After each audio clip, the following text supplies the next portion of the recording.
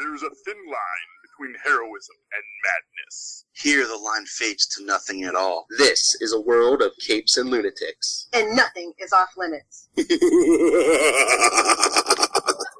Tonight, who knows what the heck we're doing. I'm joined by the tardy little Hellfire and Charlie Esser. You do not want to know what he considers a vegetable.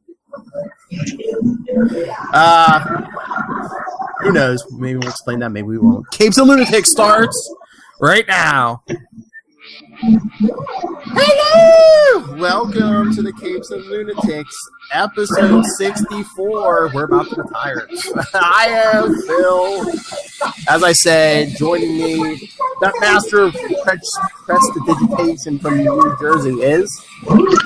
Charlie Esser, the professor. And Kristen. That man wearing the work shirt and no pants. And... How do you know if I'm wearing pants? You said when you're doing the magic trick with Tristan, you said, you know, he could tell you if you didn't have the coin in your hand. You said, usually I'm wearing pants, so I can put it in my pocket or something. This is true. I pay attention, even when I shouldn't. And also pantsless in Florida is... Hey, y'all, it's Love. And I'm not pantsless, not yet. That's after the podcast. The night is young. Why would anyone wear pants to a podcast? I'm in shorts. Professionalism, Charlie. I try to maintain an air of professionalism occasionally when we're not on radio. Brokaw never wore Where's pants. my drum roll? Neither do I.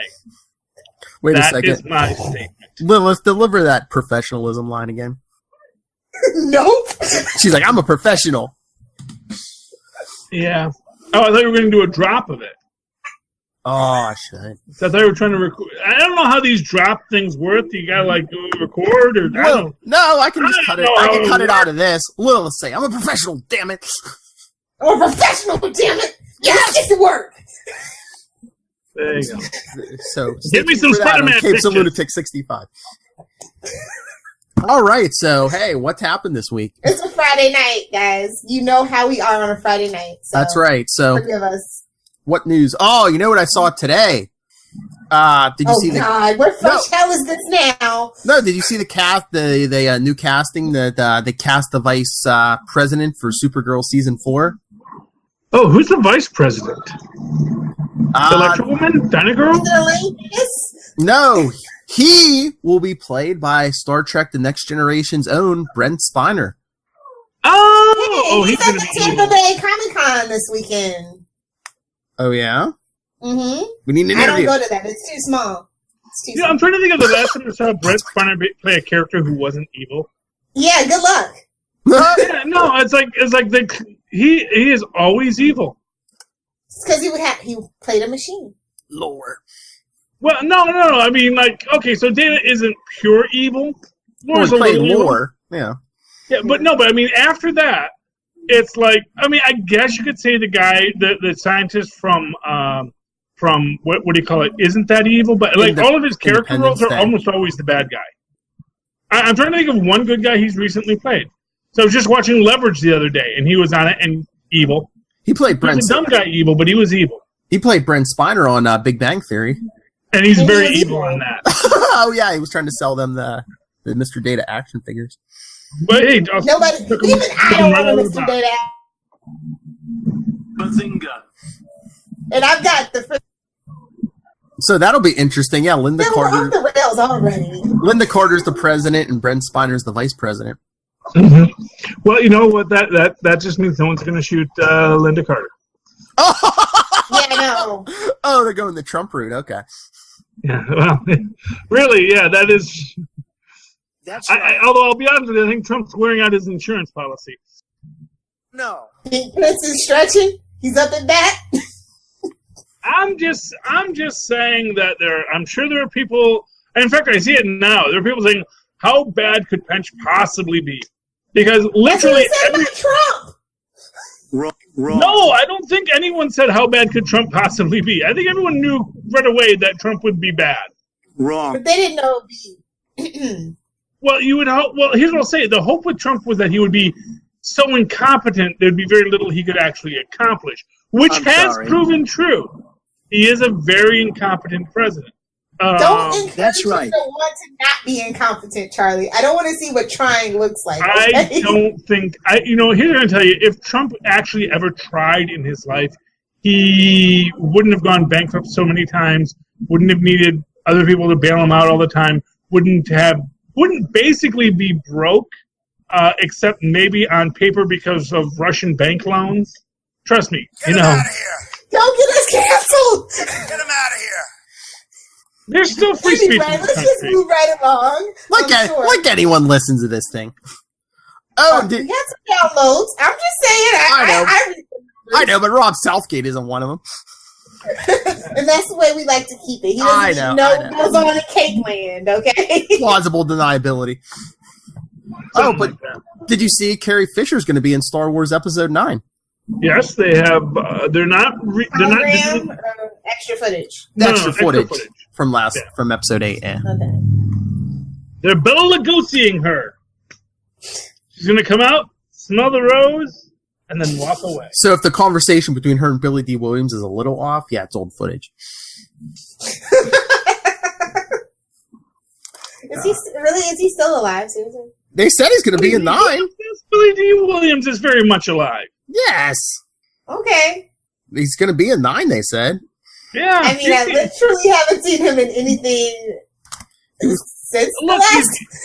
He was on Comic Book Man. Star Wars money, and he's got his Colt 45 money, and he invested I wisely. think that Colt 45 money dried up, not for nothing. And he probably gets residuals from 1989 Batman. Oh yeah, Okay, fair enough. No, he's got his 5 money. cents here, 20 cents there. Not for nothing, because they were so afraid of having a black Two-Face, they paid him like his entire fee for Batman 3, so that he wouldn't insist on being, because he was contractually obligated to play Harvey Dent, and they had to pay him to not be in Batman 3. Oh my lord, that's the dream job. Pay me not to show up. Yeah, well, but literally, racist fanboys were such a scary thing to DC that they paid Billy Dee Williams not to be Two-Face. I mean, think about that for a minute. Yeah, but Billy Dee should be thanking them because that movie wasn't the best. That was the 80s. Okay, yeah, it wasn't a good movie. Granted, honestly, I'm sure Billy Dee Williams was like, after he saw the finished product, he was like, "Thank you." But it just is shocking to me that was DC's play. That, oh wait, what if people are mad that there's going to be a black Two-Face? Granted, he's half green in the comic books. I think they went with the purple Two-Face, which, I'm sorry, at that point in history, Two-Face was canonically green. Going back to a red Two-Face, I didn't like it. It wasn't even a charred red Two-Face like they did in the Nolan one, which I also thought was awful. I don't know why there was never a blue Two-Face. Okay, I don't think there was a blue Two-Face in the comics yet. Can you grab the reins, sir? Actually, the blue Two-Face is the Dark Elf in Thor currently. Because he does have like one half blue and one half blue. Oh, hey. How was Cloak and Dagger? Oh, you didn't watch the finale? No. It was good. Have you watched any of it yet? Yeah, I watched the first 4 episodes. Okay. It's only 10, but yeah. Is it true that they put the Runaways on after the finale? They're like trying to yes, they did. Yeah, package that deal together now? Tristan watched it. Tristan, how was the Runaways last night? I recorded it. I didn't watch it yet, but yeah, that's what I said. Is that like their whole advertising thing? It's like it's like, hey kids, you like Cloak and Dagger? You might like this show. Is this going to be? Because that's where New Warriors is going to? Is that? No, yeah, that's going on Freeform as well. Is it? Is it? I thought they said they weren't putting it on Freeform. They're putting it somewhere else. Last I heard, it was on Freeform. I mean, they might move it to Hulu now that Disney owns Hulu pretty much, 50%. Yeah. They have like the controlling. Actually, yeah, they have the controlling share of Hulu now. So they may just make Hulu their streaming service. Although, just because I applied for a job for a streaming digital company that was associated with Disney recently. So they actually do have another streaming digital platform that they're working on. So, yeah. Because I saw that, I was like reading what their description says, hey, that sounds like a streaming digital service. and it's part of it because it was on the Disney job board. They were looking for an office manager. This is before I had my new sweet gig. But yeah. Who knows? I think Disney doesn't want to bring me too close into the company because they're afraid of your intellect. They're afraid of what I might do if I actually was inside the beast. You know, if you had any power. If I had the power. That's what this podcast is about. The world's afraid if any of us got power. Hey, no magic tricks right now, Tristan. Please, let me do my podcast. He's like, make yourself disappear, boy. Yeah, I love my children very much, but it's like not when it's apple juice time. Well, not when it's podcast time. We're doing podcast. No, it's okay. You can do your magic tricks. Boy. You know what, Tristan? Why don't you do your magic tricks for your YouTube channel? I'm talking 13. Boy, I'm sitting here podcasting. I've taken the brain lubricant. Come on. Oh, okay. Before we got on, he's like, John says you should make more videos. He's like, bring me a beer. What? Yeah. What happened on the season finale? Well, what happened, Charlie? We talked a little on Superconnectivity about it. Okay. Well, then you guys can scroll down. Yeah, scroll down. But but they already confirmed season 2, spring 2019. So. Oh, mayhem! Yeah. Yes, mayhem. Oh. Much like my house. Oh. Yes. Ham is good. Ham is always good, no matter what time. Oh yes, fine ham abounds. Lilith. That's my mother tries to put me down just because fine ham abounds. Well, we did talk some comics. Lilith, did you read any comics this week? I did. I read a lot of them, unfortunately. Oh, good. What's going on with the Archies this week? What jumped out at you? Good, bad? What jumped out at you? Adventures of the Super Sons was good for me. Oh, we did talk about that a little bit. Yes. Yeah, we did. So you did not find the gang to be a little, I don't know, Mojo-y? Like that was like from a Mojo verse? It reminded me of what comic did Duke come out of, Phil? What, the We Are Robin? Yeah, the We Are Robin. That's what it reminded me of a little bit. Oh, really? Yeah, it gave me a little We Are Robin vibe. Which is a good thing. I thought that was But I know Charlie said he didn't like that it, you got the editor's note at the beginning, this story takes place, after Super Sons, but before the... So I said, you know why that is? Bendis! Maybe, before Bendis. All right, Charlie, I hear the TV now. Okay, let me tell you that. They're not even watching it, so... Tristan's doing his magic show back there. And you'll be surprised that I picked up Captain America #2. Oh, we did talk about that, too. What did you think? Yeah. I mean, it's Captain America. It's okay. I like the cover, though, so I was just like, all right, I'm here. Why not? I had a Captain Marvel shirt on. It was kind of like, hey. You're getting inducted into the Marvel family now. Who are you, and what have you done with Hellfire? The other Marvel family. Yes, that's the Mary Marvel family, but the... Oh, no, that's the only one I prefer. No, just when you thought you were out, they pull you back in. So, Lilith, is Black Adam in the Shazam film, or is Sylvania the villain? Do you know? We were having a whole conversation. It's not Black Adam. I thought The Rock had, told The Rock that Shazam or Black Adam. They have parted ways. As far as I know, The Rock has parted ways with DC and anything wanting to do with Black Adam. I heard that was scrapped, so... And I'm kind of happy, because I'm kind of over The Rock now, so... Over The Rock? Yeah, I think The Rock would have been a fantastic Shazam. I don't know what... Honestly, I'll tell you right now, The Rock would have been a much better Shazam than this guy. No, I don't think so. I think Zachary... No, this guy...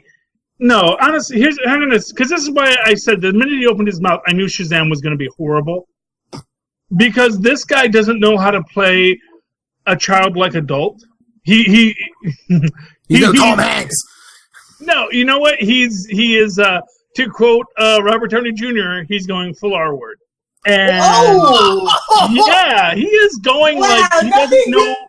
He's like what an adult. Movie, you know that, right? No, he's like he's being what an adult thinks a child is, not what a child actually is. That's Charlie Esser on Twitter. And not for nothing, he's like he's like a 13-year-old kid. He's basically a teenager, right? He's not like 12. He's not like 10. He's supposed to be a teenager in the 21st century. And they're playing it like Tom Hanks in Big, where it's like, wait, how old were you supposed to be? And you don't know what it means when the girl says you're having a sleepover. Like how freaking sheltered and dumb are you? Well, he is well, you know what? He shouldn't be, since he grew up in a... Never mind. I don't know. No, if you grew up in a foster home, you are not sheltered. Okay? I know, I caught myself. Yeah, Unless you're Punky Brewster. Hey, Punky was not sheltered. Punky was not a sheltered person. Okay, no, she wasn't sheltered after she moved in with that old white man. That's right. They did well because they approached each others as adults and equals. They both respected each other's intellect, and that's why it was a good show. That's why Punky Brewster was a good show. I don't know what was creepier, Webster or Punky Brewster. Put a poll up on Facebook. Which show is creepier? Actually, no. Small Wonder trumps all that. Now that I think about it. No, Small Wonder was just creepy. Help! Help! You're making a robot child? Help! Anyway, but no, I just don't think Shazam's going to be very good at all. It's just not for you. It's okay, but I think a lot of people. No. Trust me, it's not. You know what, Lilith? We'll come back when we do our big. We all watch Shazam. What do we think? And I guarantee you, I'll give it a higher grade than you do. Every time he says Shazam, I should just say Shazam. Shazam! I'm just saying. It was a movie with Shaquille O'Neal. It was two Z's. That was Kazam, wasn't it? Not in her universe. She's from a different. Yeah, not my universe. And sadly, that Lilith is in another podcast right now, saying that the film was called. I love everything. No, it's God! You just had to Sheldon. Earth 2 will help. In all the universes, I could be made of a candy clown, but I guarantee you, I won't. It would never be. I love everything. No, I'm just saying. I don't think it's going to be very good because I think that the writer and the actor, basically, the writer wrote it as an adult trying to say what children sound like, and the actor didn't have enough sense of self to present it.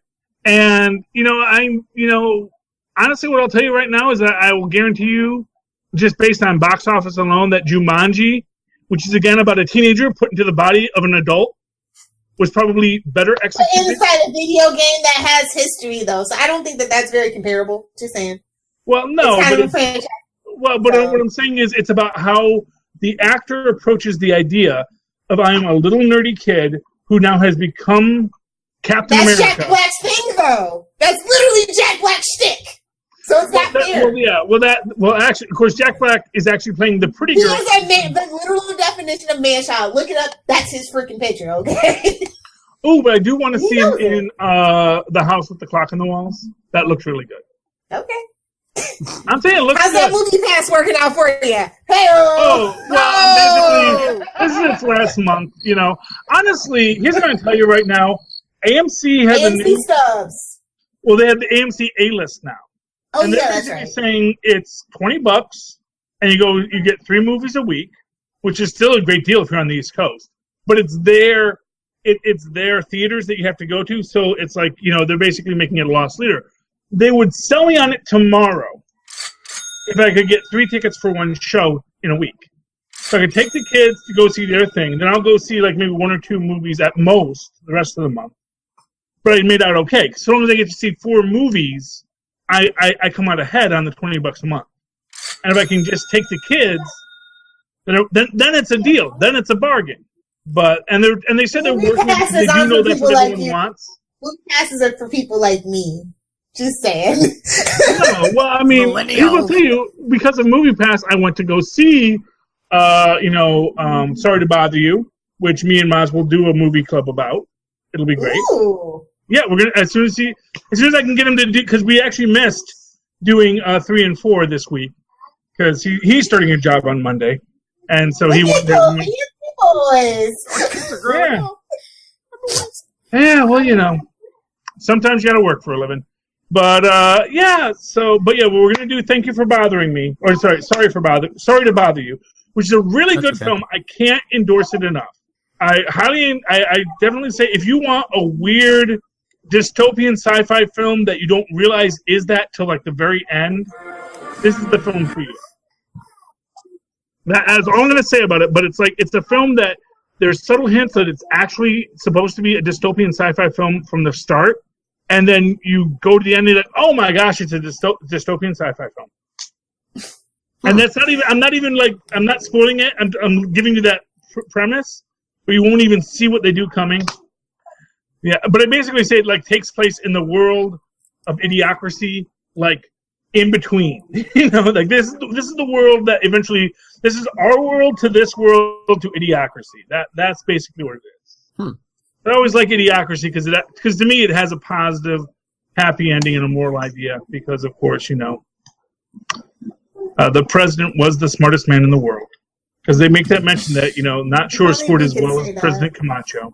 You've never seen Idiocracy? No. You guys already showed me The Office Space and you haven't seen Idiocracy? I just took one look at, sometimes, to be fair, I was really young. And that trailer didn't do anything for me. So. It's one of these films that you can't judge by the... Idiocracy is a film you can't... I'll be honest with you. Idiocracy has some weird Mike Judge undertones. They're I don't know if I like what you're saying there, Mike, where it gets into almost just some weird things he does where are you kind of saying that certain people just shouldn't reproduce? If you got a narrow urethra, that's God's way of telling you. Although, you're missing the point, Charlie. Lilith is so young. She missed this movie. Not for nothing. I think we can all agree that of everybody in Arlen, Texas, Hank Hill was probably the one person you actually would have wanted to reproduce. What the hell? No, but he was a decent man who was intelligent and thoughtful, who cared about his family and his community. Maybe the propane gave him the narrow urethra. Maybe he's a little... No, he had a narrow urethra long before that.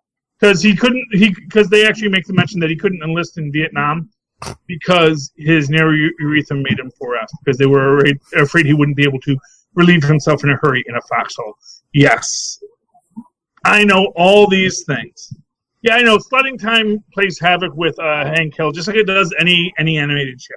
No! Even that show, which is the most realistic, still has the problem of Sledding Time. Anyway, we're just so nuts. You got to bring this in, Philip. Well, we did all of our serious comic book talk in Superconnectivity. You get the. We basically flipped the shows this week. You get the nonsense, Lilith. Well, you could have gave me a heads up that it was the nonsense. Well, I guess I'm probably the only one that watched Orange is the New Black. Yeah, I don't watch probably. It. In general, yes. Yeah. Oh, no. We actually have a podcast here on Southgate. No, I know. So if you guys want to do that, they do it one episode a week when they can. Yeah. So, yeah. I did like the couple of... much like Cloak and Dagger, for you, I did watch the first 4 episodes of Orange is the New Black. I did enjoy it. I know Lori Pepper. The new season, just the new season, or the actual beginning of the show. The first 4 episodes of Orange is the New Black. Oh my God, no! You can totally see. This is the thing. You can kind of skip around Orange is the New Black. Honestly, I only watched it because I heard Lori Pepperon was on it, who I hear is an awful human being, but I still like her because she was the hot girl on that '70s show. You know what? Well, I've met her 5 times, and she's never been terrible to me. But that's just anecdotal. Oh, some people don't like a tall, strong woman. Honestly, she is kind of a heavy presence, but I think she's a cool chick. I guess what I shouldn't say she's a horrible person because I really don't know. I've never met her. I know that, you know what? Oh man, this is about full circle about the universe. Is that, I think it was Hyde who was saying that, the actor who played that character was the one who was down on Lord Pepper. We won't talk about Danny. Exactly. Yeah, we're not going to talk. So it's now that I consider the source, I think the person that was giving me the idea that Lori Pepperon wasn't a pure delight to spend time with was probably... Topher Grace will tell you totally different. That's the only person he actually did like on the show. Just saying. Oh, Topher Grace. I love Topher Grace. All right, let's Topher Grace was the best. He's like, no, that 70s show. We're going to have a circle in a second. No, Topher Grace. Do you know why Topher Grace was the best Eddie Brock? Because he was... Because you're smoking crack? No, because he was the anti-Peter Parker. Yes, I get that. He was everything that Peter Parker was, but sort of dark and twisted. Help! He was that evil goth. Yeah, I get why they cast him in that particular era, but no, he's awful. No, I mean it's not the comic book Eddie Brock, but you can't always be bound to the comic book. There's one thing they should try to sometimes, maybe, and surprise us. First off, you can't be tied to the comic book because it has to surprise you. If you're too tied to the comic book, you're going to be like, oh, well, this is where Thanos snaps his fingers. Not for nothing, that is the worst part of Infinity War. Because you saw it coming. That's why Ant-Man was great, because it's all about... Where's the drop, Philip? Where's the drop? Your mama joke. Come on, get on it. Thanos had to snap twice. Thank you. I didn't want to step on the man. He was on a roll. I'm just saying. I know the hip language the kids use these days. Get a new drop, Phil. Okay. No. That's not a new drop. I mean, get it. I don't care if you call me a whore or you call me your princess. Is there more to it? Did anybody read Mr. Miracle number 10? Yes, I did. I thought that was the best comic book I read all week. It was good. You know what? I like this series by Tom King because usually honestly, most of like those New Gods characters I can like give or take, if they show up in like a Superman book or something, like, oh, that's cool. But like, he actually makes me care about like Mr. Miracle and Big Barda. I know, right? Mm-hmm. Oh. So I'm glad that I can support Tom King again. What? Is Mr. Miracle a New God? He's in that world. Okay, but yeah, he's like a normal human, and he was like raised. Oh, he was raised by the New Gods? Yeah, it's like I thought he was a normal human, but in this Lilith, didn't he say like he was saying he's like the son of what, Hive Father or whatever, but was he like adopted? Yeah, but adopted in the Loki situation, yeah. That's how I see it. But is he like an Earth human or is he just some other alien humanoid? Oh, okay. Yeah. Marvel DC does that too much, I think. They just have everyone look very human. But I think they like it's because he grounds it too, because it's like, it's set in that world, but meanwhile they're like on Earth, and was that one issue where they're like trying to break into some stronghold, meanwhile him and Barda are like, well, are we gonna renovate that second bedroom, or I know. What wallpaper we're gonna use? I don't know. Do you think we have enough room? Are we gonna take room out of the kitchen? Yeah, I'm just I'm really happy to be supporting Tom King again. Like, we should actually try to get him specifically for Mr. Miracle. I would like to. I know he's super busy, but yeah. I mean, this is kind of one of those lesser known books. It doesn't really do the numbers, but I'm glad that they're keeping it around. They're not like being hot-headed about it. What's a miniseries? Well, or maxi series, isn't it? Yeah, like 12 issues. Yeah, that's a maxi series. Yeah. No. I hope it becomes something more. What? Maybe. I hope it kind of spins off into something else. That'd be nice. Or if you're the new universe, that's suddenly a miniseries after 12 issues. Last issue, 12 in a 12-part miniseries. Lilith, did you read any other DC? Did you read Green Arrow? I did. What did you think? This arc is a little tough. Well, it just started. Not quite what I want it to be, but it's okay. Like, no, I see the inklings of where they could be going with it, and I just, they could have done some things a little better. And plus, I saw some spoilers, so, I gotta leave those spoilers alone. Is this called The Sins of Oliver Queen? Citizen's Arrest, Part 1. Oh, wow. Well, Sins of Oliver Queen. Right there on the front cover. Like, they gotta stop watching they have to stop watching the TV show and stop saying that they're not watching the TV show. That's all that I'm gonna say about it. So what are the sins of Oliver Queen? Just out of curiosity. Many. Yes, so many. Which is why I love him. What's this guy called? The Citizen? He's the captain of bad life choices, just like Tony Stark is. Well, it's this guy, the Citizen, and he's going after the corrupt 1%. He killed the one guy, and then the end of this. They have to stop watching the show and then saying that they don't watch the show. And then the end of this issue, he's like, my next target, Oliver Queen. Okay. Yeah. Well, there Like you I go. said, I see where it's going. What? I just hope they Supermax? surprise me. Wait, doesn't everyone know that Oliver Queen is actually the Green Arrow at this point in history? Oh, Isn't he like Tony Stark? it ain't Connor. No, after. Or is this like a Bruce Wayne where everyone just pretends they don't know who Oliver Queen is? Well, I think what after New 52 And we got Oliver everyone. came out. I like the mirror arc in the comic book, obviously, a lot better, where he's just out and about. Mm-hmm. So. But no, after what New 52, not out. The whole world does They it took now. it back. Yeah. On the TV show, everyone knows now. Well, that's good. Barry! When Until they is Barry gonna cyborg this sucker and just go around the earth real fast? Oh, she made a Teen Titans Go reference. Yes. We got you. I did. Technically, he went around Apocalypse real fast.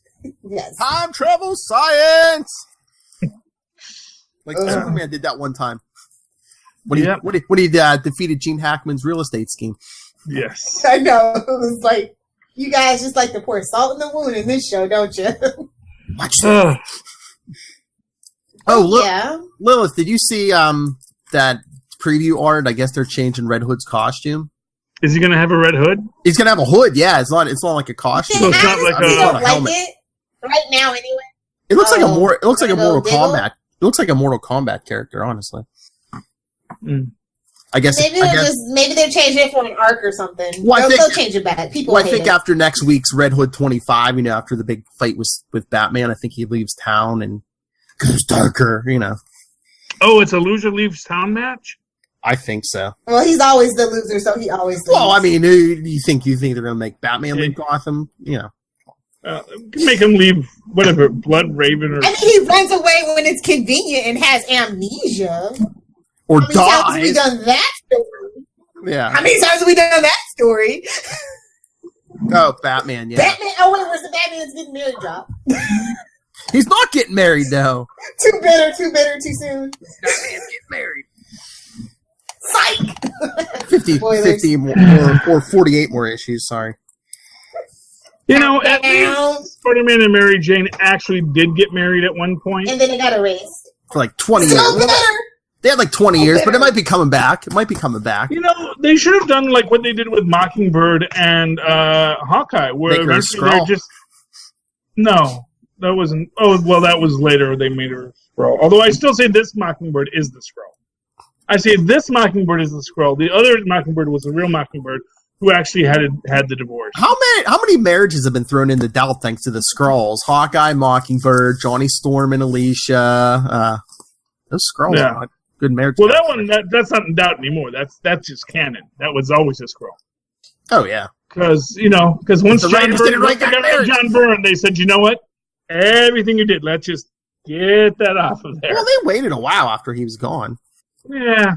I mean, they waited 50, 60 issues, yeah.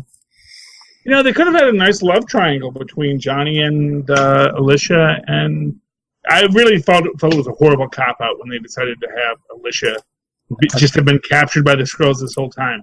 And they kept her alive. I do want to plug a comic... Oh. Sorry. Okay. I do want to plug a comic book that was so nonsensical that I had to pick it up, and it actually turned out to be decent.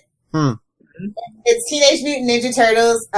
Of course. Steady and Bebop hit the road #1. Like, who needed this? But I actually loved Bebop. I'm just saying, I love them from the cartoon because I'm, 90s kid, grew up on 80s reruns. So I just picked it up and I was just like, oh my God, it's not that bad. It's not horrible. I give it like a 7. Ooh. I'm going to be honest with you. Yeah. Anytime they put any comic book character on the road, it's usually pretty good. Yeah, that's true. I'm trying to think of the last one. Road 2 and Family Guy are the best. Well, that and it's usually Ryan and Stewie, but yeah. I think comic book characters in specific, I think they do great when they're just sitting around talking. Because there's an absurdity of the fact, and of course that is classic, as I learned in my improv class. The 2 keys to comedy are the ridiculous, the absurd made mundane, and the mundane made absurd. That basically either you have something very normal that gets blown out to its ad absurdum argument, or you have something that is very big, like One of my favorite sketches I ever wrote. Devil goes into a bar, tries to pick up a woman. Woman does not want to talk to the devil. So he's kind of a loser. Because he's very full of himself. He's too angsty and emo. Like, are you kidding me? Exactly. The devil nobody likes the devil. It's like, devil, you know. On Lucifer. You'll never commit to me. You're just interested in souls. He's very full of himself. He's Satan, Lord of Evil. And it's like, the minute you walk into the bars, I am something, Lord of something else. It's like, Michael Flatley never gets a date in a bar. Oh, hellfire and brimstone. No offense. That was a nice little reference there. Cool. Thank you. I was talking about my reference, but yours is fine too. Wah, wah. Yeah, so that was just like a random thing that I picked up this week. So that and Captain America, my two random picks. Lilith, did you read Deadpool? Because I know Charlie said he read Deadpool. I did. Yeah, it was 3. What? Why are you reading Deadpool? I mean, we welcome it. She doesn't see. Actually, I enjoyed Deadpool. His grandpa fix. I see it. Not like he wasn't in the Wade's World or anything. No, first off, okay, just because I don't, I barely listen to podcasts that I'm on. I don't even have time to put on pants. You think I can listen to your podcast? I have time to put on pants. I choose not to. And that's the best choice you can make all day. You're like Seinfeld. I choose not to race. I choose not to put on pants. I do choose not to put on pants. Thank you very much. Pants are the devil's playground. Okay? I do not wear pants when I do not have to. And no human should have to wear pants if they do not want to or do not have to. I stand by this. If I was running for president right now, that would be my platform. Pants off! Freedom from the tyranny of pants. They are uncomfortable. They are too tight. They're dry. They itchy. They get everywhere. Honestly, yes. And it's not like everything isn't covered by a pair of boxers. Charlie's like, I can't fit what God gave me in a pair of pants. Well, I have a lot that God has given me, Not in a dirty way. I'm just a very big bone gentleman. And he said big bone. I am very big bone. Excellent Gold annual. What was that? Oh, it was a Kitty Pryde flashback for when she was 14 and went back to summer camp after joining the X-Men. I mean, but why? Why do we need this? I mean, it was cute. Not even the end of summer. Like, if this was like August or September, perfect. Teaching us about tolerance and intolerance because a lot of the kids were like, it's a given. It's their allegory. A lot of the kids were like, mutants are scary. Why are mutants so creepy? Mutants are scary. Mutants are scary. Some mutants. Not all mutants, Charlie. Okay, yes, mutants that aren't as scarily powerful as Kitty Pryde, who can half phase you through a wall and leave you there to die. Well, they didn't even know. Yes. They didn't even know Kitty was a mutant. It was like a bunch of friends didn't even know. Okay, but think of the mutants you've seen. You've seen guys who shoot literal laser beams. Oh, sorry, concuss their force beams, which I still say are bound to the Crimson Bands of Seterac. Out of their eyes, you've seen. Peter David told you were wrong, dumbass. Well, it doesn't matter what Peter David thinks. He didn't. That's my drop. No, it doesn't. It does not matter what Peter David thinks. Okay. Stan Lee created the character, so I'll tell you right now, if I said that to Stan Lee, he'd say, "Yeah, why not?" Excelsior, dumbass. Yeah, well, it's like, it's $50 for the. You would say it's $50 for the autograph, $100 if you want the picture. Excelsior. Excelsior. $125 if you want the smile. I think Excelsior is really secretly his way of saying piss off. Like, honestly, that's my headcanon. Anyway, that Deadpool was garbage, by the way. Like, you read it? I was not. Yeah, I kind of felt so. Well, I mean, it was. This is like him and Cable all over again. Like, why does Deadpool need to be involved in Into the Earth shenanigans? Like, that's not his bread and butter. Well, the whole point was that he kind of manufactured the end of the Earth shenanigans as a publicity stunt. I know, but it's just like, when you think about it, like, really? Plus, then you get I that. guess if it was Sandy or Taskmaster doing it, wink, wink, Agent X. Yeah. Check out Wade's World. Scroll down. But no, I think they did that so you get that event. You get the Avengers in there and Guardians of the Galaxy. Gratuitous. You know, gratuitous. Yeah. I mean, it's Deadpool, but that was way too gratuitous. Well, as I do think that was a reference to the writer about that he'd love to see I'd love to see what he talks about with his therapist about why he has to have all his clothes ripped off when he falls through the portal. I thought that was directly to the writer. That's what I took. That I think the writer knows he's being ridiculous. So no, but not that that's an excuse. It's not an excuse to be ridiculous, and you're ridiculous. It's just hanging a hat on it at that point, or hanging a unicorn on it. Yeah. Well. Do you think that was an artist's choice or the writer's direction? What, the unicorn? Artist choice. You know what? Artist's choice actually sometimes trumps, just depending on how big the artist is. Well, I'll tell you. Yeah, but do you think that's a reference to the movie too, though? The first one? Was there a unicorn? Yeah, he had like a little stuffed unicorn that he put over his genitalia. No, he didn't put it over his genitalia, but he. Okay. Well, no, I mean the point of putting a unicorn over your genitalia is to unicorn magical suggest something about your genitalia. The horn. Yeah. No, I just it's wonder. Magically delicious. Okay.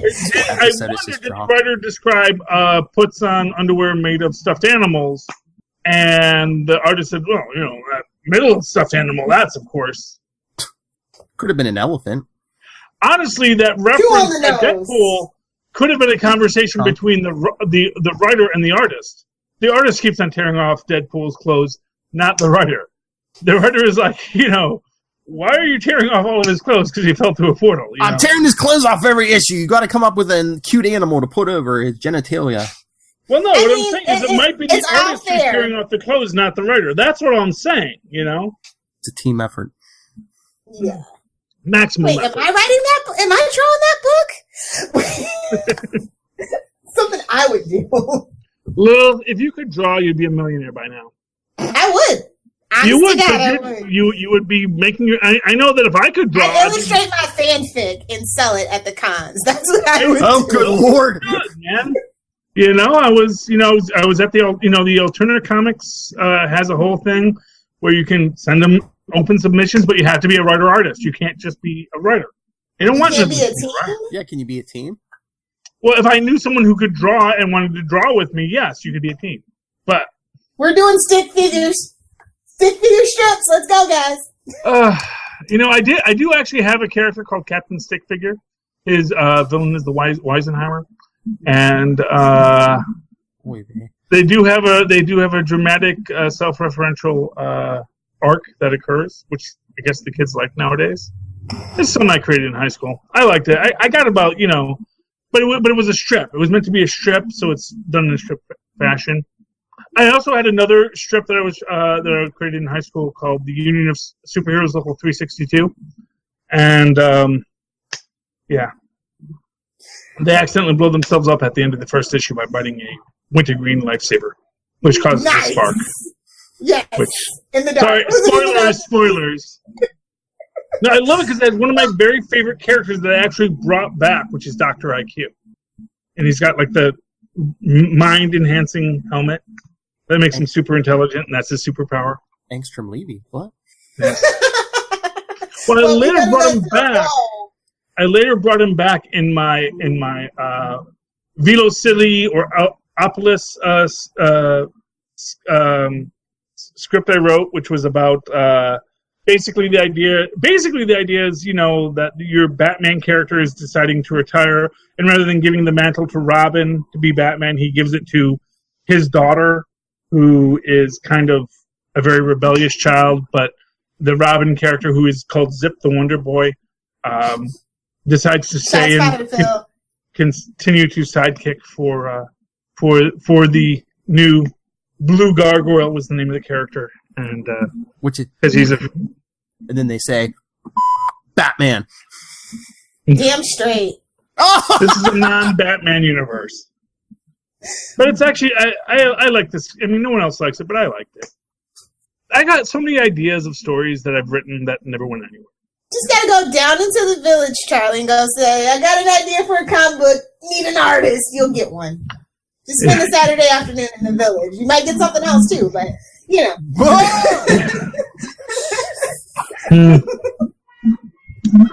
I've actually debated teaching myself to draw, just to solve this problem. I don't know if I want to actually... Turtle? If I could, do you think we'd be having this conversation right now?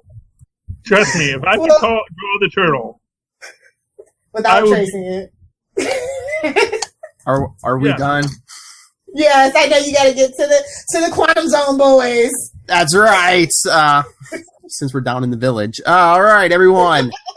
Send us your thoughts on all the weekly comics. Hey, Wednesday, Fantastic Four #1 comes out. Send us your thoughts. You know we'll be discussing that next week.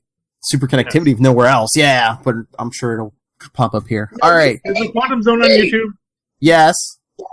Okay. Yes, you can watch live. We do live! I'm going to put it on live right now. All right. Me and Tristan are going to watch it. Well, I'm not there yet, so okay. Okay. All right. Send us your thoughts, capesandlunatics@gmail.com. On Facebook, we're facebook.com/capesandlunatics. @capeslunatics on Twitter. We're on the gram, Capes and Lunatics, and the voicemail, 614-382-2737. That's 614-38-CAPES. And Charlie Esser, where can people find you if they want to draw your picture books? If you would like, hey, if you want to draw a picture for me and make comic books together and become millionaires, write to me in that good old-fashioned email way where you can attach some of your art to the thing at superconnectivityblog@gmail.com. That's superconnectivityblog, all one word, @gmail.com. And of course, follow me on Twitter. I live tweet things when I feel like it. At Charlie Esser, that's CHARLIEESS. Yeah. Look for the 2 E's in the middle for quality. All right, and the One-Armed Bandit, where can people find you and fight you? If you nerds want to fight me about anything that I've said on this podcast, at Lil Hellfire. If you want to think happy thoughts like Superman in Smallville, and you like to swear, at Sadie Podcast on Facebook, Twitter, Instagram, and Pinterest. Oh my lord, he's watching the Quantum Zone right now. Yeah. His time travel machine. He's telling me what I'm going to say in it. Well, it's one of your older episodes. Oh, okay. I thought you had perfected that I time clicked the travel. bell. All right. He stole Tesla's machine. So as soon as you come online, I'm going to see it. Nice. All right, everyone. I'm going to put it on the big screen. If you're watching on YouTube, stay tuned. Couple minutes. Quantum Zone. If not, check out Capes and Lunatic Sidekicks, unlike Charlie Esser. Every Friday. Quantum Zone. Shame him! Every Friday, check out Charlie Esser on the Netflix stuff here on the Capes and Lunatics. And check out Capes and Lunatic Sidekicks for the Quantum Zone. All right, for another week, we have been the Capes. Ampersand! The Lunatics! Yay! And check out Comic Capers also on Capes Lunatic Sidekicks. Lil Hellfire and I are going to be discussing Invincible. All 3 compendiums. All 3 compendiums. So yeah, we're going to hit the whole series in 3 episodes.